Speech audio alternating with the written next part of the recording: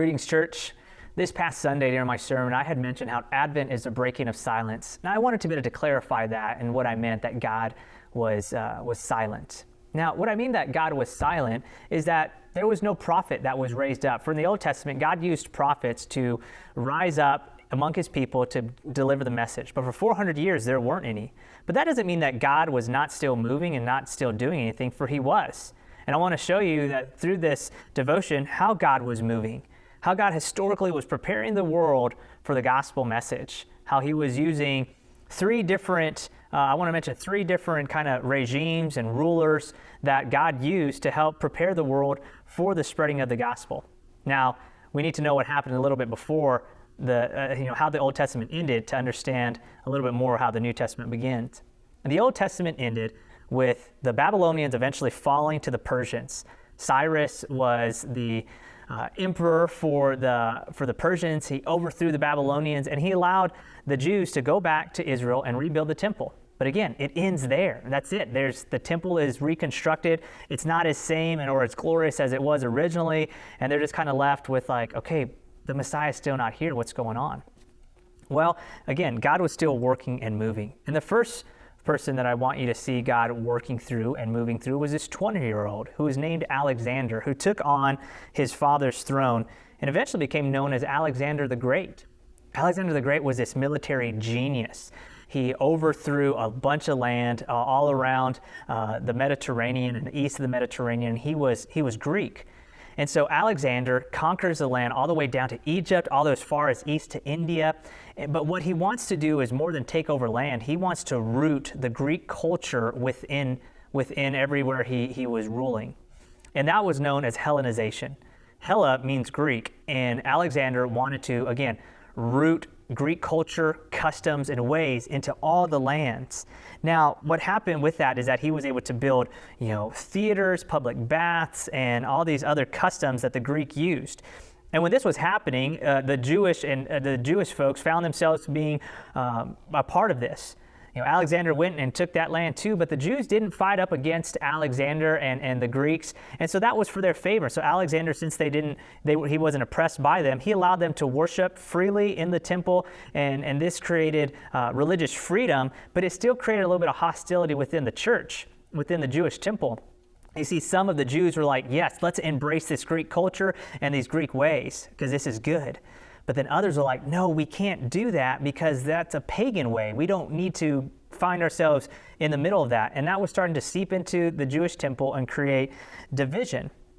Well, the most important thing I want you to see that came through Hellenization was what's known as koine.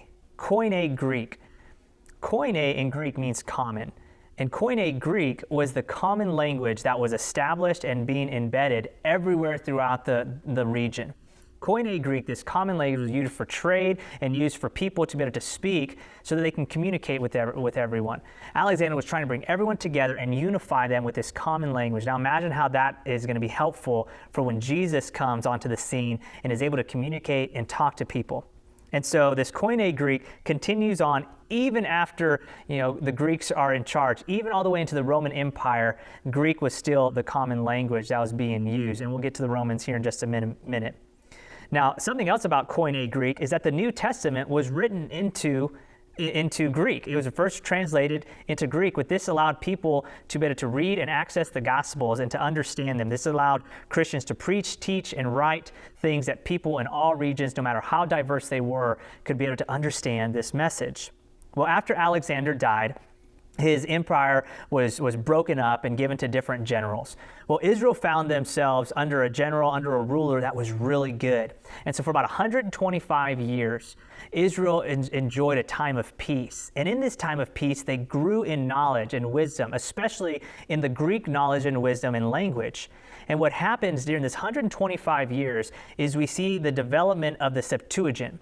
Now, the Old Testament was originally written in Hebrew, but now with the Hellenization, with this Greek Koine Greek, starting to take root as a main thing, Hebrew language and Hebrew writing was starting to be unknown. And so they translated the Old Testament into Greek, which is known as the Septuagint. The Septuagint is just the Greek version of the Old Testament. And so they wrote this during this time of peace, and they spread it all throughout the land. So more and more people were starting to be able to read about God and understand about God because, again, remember, before that, it was only the Hebrews and people who could understand Hebrew that could read it. Now it was in a language that many people could know, and it was preparing them for the gospel message, for the message that Christ was going to be bringing. Well, after some time, what happened was that the Syrians started to take over. And this one Syrian ruler comes into Jerusalem, comes in and starts taking over and just really has a problem with the Jews, for he claimed that he was a god. Well, another reason that this Syrian was so hateful was just because of the insecurity that he had. Because this Syrian ruler came and took over Israel, and he thought he was going to get to rule them, but at that time there was another power rising up, and that was the Romans. So the Romans overtook this Syrian leader and said, we're going to let you be in charge under our authority, and you're going to have to pay us taxes.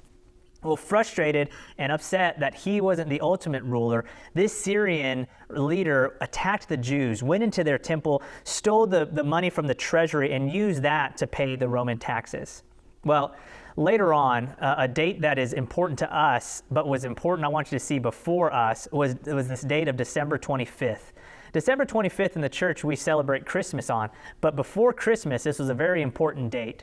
This Syrian leader I've been telling you about, who was upset that he was not the ultimate ruler, on December 25th in 167 BC, broke into the temple and set up an altar for Zeus. There where the temple where the Jews went, instead of the Jewish altar, he broke that one down and he built one to Zeus, brought in these pigs, these unclean animals, and started making sacrifices to Zeus.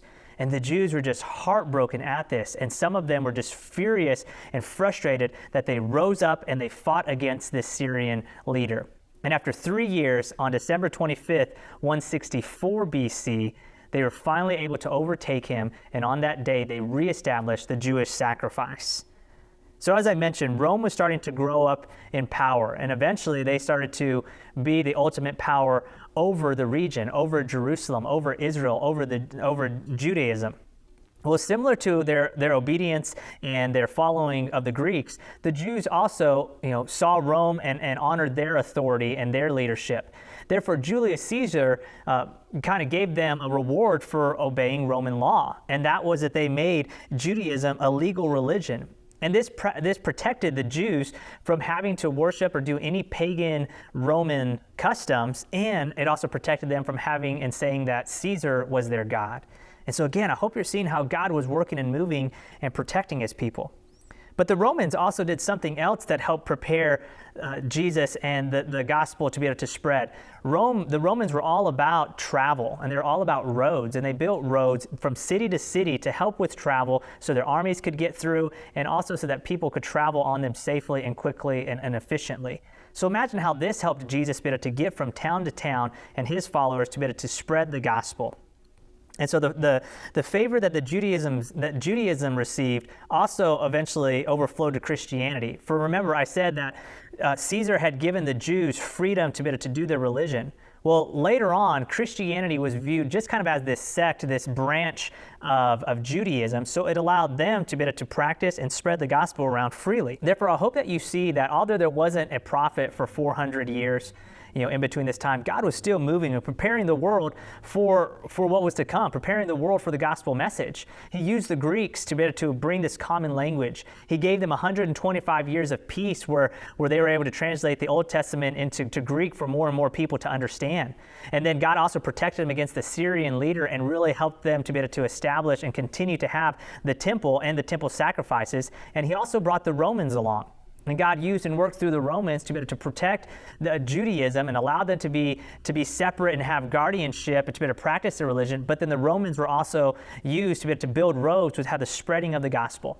So although, there's 400 years within our Old and New Testament, I hope that you have a better appreciation and understanding to know just how God was moving within those 400 years. For our God is sovereign and in control, and he works out his plan and he sees it to the end.